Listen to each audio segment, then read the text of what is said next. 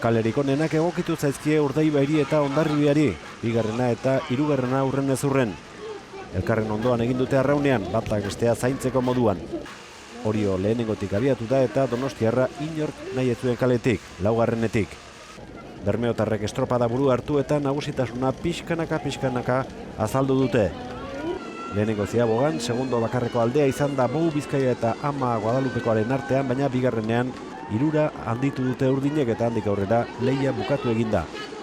Urdaibaik erritmo bizia ezarri du hasieratik eta aurkariek ezin izan diote eutsi. Gorka Aranberrik gidatu duen traineruak helmugatik urruti emaitza erabakita utzi eta lasaitasunez egin du azken luzea. Hondarribia 8 segundora helmugaratu da bigarren eta Orio hirugarren 17 da.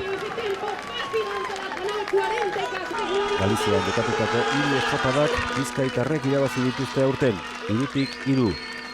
Guztira liderraren 6. garaipena 2022ko ligan.